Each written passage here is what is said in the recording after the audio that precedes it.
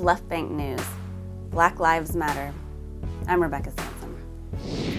In thinking of ways to be an effective ally during this historical moment, we've decided to dedicate most of our time on Left Bank News to amplifying melanated voices, which is a movement started by Jessica Wilson and Alicia McCullough to amplify the work of Black and brown people who are already doing social justice work.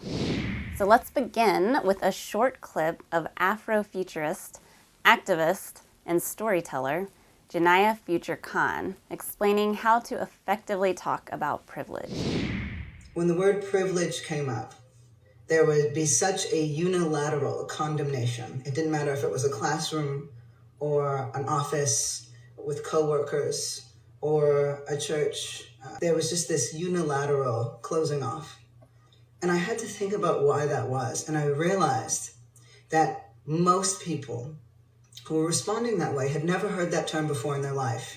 And so when they heard the term privilege, what they were hearing was, you're saying that I've never been through anything in my life, right? That if that's the first time that you ever heard it. And anyone is going to be protective of that story. That story is who you are, in a way, yes? To feel like your entire life and all of your struggles and all of your triumphs and your tribulations could be just reduced to rubble in a moment. It could be a very startling experience. And so I found that the reframing to say, privilege isn't about what you've gone through, it's about what you haven't had to go through, was to act in a way to disarm people, remove the armor so that we could speak as human beings. There's so much to learn, and I know it's super hard work, but it's going to be worth it. So what did everybody think about Blackout Tuesday, which stemmed from the original initiative, The Show Must Be Paused, where the music industry shut down in a show of solidarity with protesters? It was launched by two music executives, Jamila Thomas of Atlantic Records and Brianna Agumang of Platoon. They said it was to be a day to urge action to provoke accountability and change. The hashtag was shared more than 700,000 times, and over 1,500 music execs participated in video summits to talk about how to implement change. They're currently working on phase 2 of the initiative, which will focus on clarifying needs and mobilizing. Thomas and Agumang say their goal is to create long-lasting change in the music industry. But wow, did it get pushback. Lil Nas X tweeted, "I don't think the movement has ever been this powerful. We don't need to slow it down by posting nothing. We need to spread info and be as loud as ever." Some pointed out that there were 28.5 million Instagram posts using the hashtag Blackout Tuesday, but only 13 million signatures on the Justice for George Floyd petition. Kaylani wondered if not communicating with each other for a whole day in the middle of a war on us is kind of dangerous. Jungle Pussy went all the way off, saying, "This one day of reflection bullshit, ooh, making a press release to say you're not gonna work for one day? Y'all been functioning through this.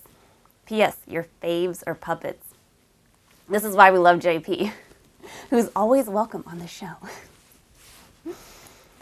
We also love Leaf's idea to ruin racist feeds by posting hashtags like Keep America Great, Blue Lives Matter, and Drain the Swamp on his anti-racist posts. I'm fine trolling racists too, but I have gotten my fair share of Facebook fights this week, specifically with white people saying all lives and white lives matter. People who keep on getting shot and killed for no good fucking reason! And I, as a white fucking female, am fucking pissed about it! Yeah, that's me. I can't take it anymore, but I'm also trying to grow and not be perceived as a bully. Watching the author of We Want to Do More Than Survive, Bettina Love's video was helpful. Here's a snippet. And I tell folks all the time, whiteness is like a bank. And it just, your ATM card just replenishes itself. So spend it. As the kids say, cash out. Right, cash out. It's gonna come right back. And so to be a co-conspirator, I try to write in the book, is to take risks for somebody. To put something on the line, but to use it in a way in which you're using your privilege. Yes. Use it. And I'm not just talking about white folks, I'm talking about cisgender folks. Use it for trans folks, like use it for queer folks. Like put something on the line. I love that. What? Oh, this just in. Breaking news. Republic Records has banned the term urban and is encouraging others in the industry to follow suit. The term has long been considered an antiquated generalization that marginalizes music by Black artists. The term was coined in the 70s by Black New York radio DJ Frankie Crocker when he started saying urban contemporary. But it has evolved into a category to mainly lump music by Black artists into. The management company Milk and Honey was the first to ban the term last week. We spoke with Erica Rose Santoro about her public posts calling out the movement. She's one of our go-to gurus. She managed Alicia Keys and grew up in the music industry. She said, "You want to do something for the Black community? Give them their masters back. Your whole business was built on a slave/mafia business model." She goes on to say that the industry loves to perpetuate the same imagery and content that keeps people locked and oppressed in this slave mentality. She ends with the hashtag #DoMore. Catch Erica Rose live in conversation with Guru Jagat tonight, Monday, June 8th at 7 p.m. Eastern Time on Guru Jagat's Instagram Live. On that note, author, educator, cultural historian, and USC professor Josh Kuhn is getting noticed for his research on this matter, thanks to another go-to guru's retweet of his work. Ty Stiglorius and Kellis retweeted his post about the big payback. We spoke with Josh, who will hopefully be on soon with more, but to introduce you to the research, the post says, if the music industry wants to support Black lives, labels and platforms can start with amending contracts, distributing royalties, diversifying boardrooms, and retroactively paying back all the Black artists and their families they have built their empires on. My God! He also says loving Black music while owning the masters, being the master of masters, is not love, but theft. The entertainment business is still very sexist. It's still very male-dominated. And as a woman, I did not see enough female role models given the opportunity to do what I knew I had to do. To run my label and management company, to direct my films and produce my tours. That meant ownership, owning my masters, owning my art, owning my future, and writing my own story. Not enough Black women had a seat at the table, so I had to go and chop down that wood and build my own table. Then I had to invite the best there was to have a seat. That meant hiring women, men, outsiders, underdogs, people that were overlooked and waiting to be seen. Many of the best creatives and business people, who although supremely qualified and talented, were turned down over and over as executives at major corporations because they were female or because of racial disparity. And I've been very proud to provide them with a place at my table. Thanks, Beyonce. But there's also this thing called performative allyship, which also needs to be discussed. There's actually a Google Doc of labels who have put out statements about the growing movement. This document is tracking what actions they've taken, and so far it's looking like a whole lot of performative allyship is happening. Sony Music Group has dedicated a $100 million fund to support social justice and anti-racist initiatives around the world. Additionally, Universal Music Group has announced a $25 million fund as part of the first phase of further support. I'm really into all of this accountability. This really is the time to do more.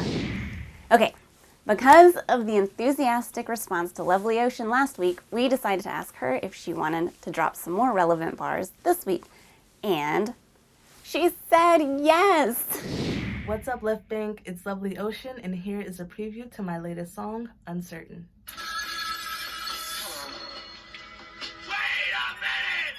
The arms of dread are wrapped around me. They holding me close like tragedy's coat hide emotions. Now they starting to show. This year is proof that life ain't about smooth sailing. Just because you got a boat, that don't mean you gon' make it. 2020 was the year I manifested my wishes. Got booked for my first gig, then Rona came, didn't flip it. I'm barely going outside, I'm rarely leaving the house. But isolation is a subject I know too much about. When my depression arrived and anxiousness never left, I'm waking earlier and dreaming leaves me covered in sweat. Gotta remind myself to eat cause I could skip the whole day. Bad habits back with a vengeance, leave me with it away. I've been doing work from home so I'm glad to be employed. But now the crisis in my home, that energy could enjoy. I'm trying to be there for my clients, but who gon' be there for me? You tell me take care of myself, like that happens easily. And that is a preview to Uncertain. You can listen to the full song on August 14th, which is the release date to my latest EP, Lovely Ocean Forever. Thank you. Thanks, Lovely Ocean. Can't wait for the EP. You know, one super important and easy thing you can do to support artists is to follow them on Spotify.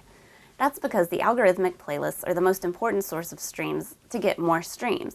The more followers you have, the more Discover Weekly playlists you get on, the more exposure you get. So make sure you do that. Show notes for the weekly LBN playlist to make it even easier. I'm happy to report, because I am a proud member, that A2IM, the American Association of Independent Music, is doing something. They are doing a full-blown media blitz, letter-sending, lawmaker bombarding campaign this week, Monday through Thursday, to try to repeal New York Statute 50A, which prevents the disclosure of law enforcement disciplinary records. The law has been used to undermine public scrutiny and the search for justice. People have attempted to overturn this law many times in the past. Now seems like the time, and I'm proud of A2IM for stepping up like this. I've added all of Blonde's artists to the letter because we stand behind this decision. What is worse than not doing something? Not saying something. And guess who has something to say about that? Goldilocks. What's up, everybody? It's me, Goldie, aka Goldilocks, aka yes, I am Goldilocks. And I'm here, first of all, rocking my Grateful Apparel t-shirt. Shouts out all essential workers.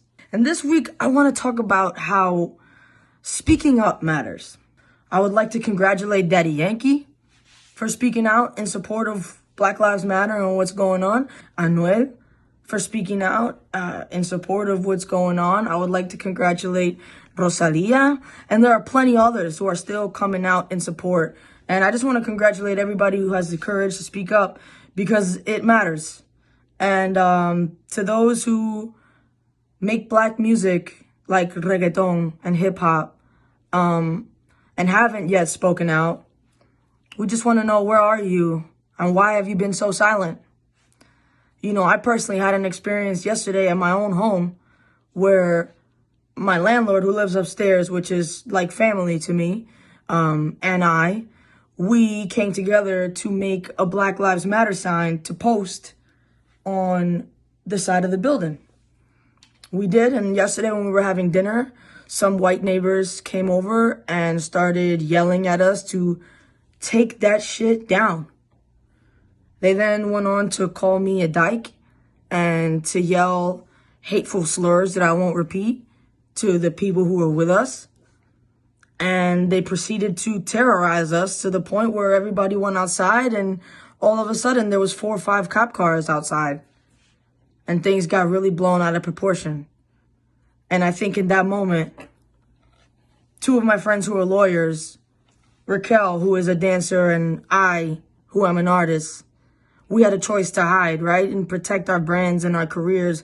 But we chose instead to go outside and defend not only the sign, but everything that it represents. You're not going to go around terrorizing people and think that they're going to hide. We're not hiding. We're speaking. We're not afraid to use our voice. I heard somewhere that millennials are scared to ask for ketchup, but they're not scared to yell in the face of police brutality and racism. And I ain't scared to ask for no ketchup, but I'm definitely not scared of no fucking racists. That's for sure. So if you're confused about what's going on, if you're confused about whether you should speak up or you shouldn't, I think most likely you should. Because if not, you might one day find yourself in a situation where nobody's going to speak up for you. There's an old poem that I remember that they taught us back in elementary school when we were learning about the Holocaust. And it said, first they came for, I'm paraphrasing, but let's say first they came for the gypsies. And I was not a gypsy, so I didn't speak up. Then they came for the gays, but I was not gay, so I didn't speak up. Then they came for the Jews, but I was not a Jew, so I didn't speak up. And by the time they came for me, there was nobody left to speak up. You shouldn't help people just based on the help that you're going to receive, but understand that if you don't speak up for yourself in this world, if you don't speak up for what you believe in this world, then not only are you lost, but don't ever expect anybody to speak up for you. With that being said, I encourage you all to use your voice, spread love, spread positivity. Don't let hateful, racist, bigoted people trick you off these streets. All right? I love you. God bless. This is Goldie's Guidance. Shouts out Left Bank Mag. Shouts out Blonde Artist Management. Thanks, Goldie. We are not into silence over here at Left Bank News. For Celeste's segment this week, she wanted to feature Nikki Giovanni's poem for Aretha. She's undoubtedly the one person who put everyone on notice. She revived Johnny Ace and remembered Lil Green. Aretha sings I Say a Little Prayer, and Dion doesn't want to hear it anymore. Aretha sings Money Won't Change You, but James Brown can't sing Respect. The advent of Aretha pulled Ray Charles from Marlboro Country and back into the blues. Powerful. You can find the whole thing in the show notes. So who's in the mood for an album review by M? Everybody? Great. Hey, thanks, Becca. I'm so excited. Today, we're doing a little album review of this incredible artist named Moses Sumney. Now, Moses is an incredible musician, singer, songwriter, and their latest album dropped in mid-May. It's called Gray, and I finally got a chance to listen to it. It's amazing. One of my favorite tracks is Me in 20 Years. The whole album takes you into this space of gray, between white and black, between reality and fantasy. And sonically, it is something that you can just meditate and vibrate to a higher level on. And trust me, I was feeling myself listening to this music.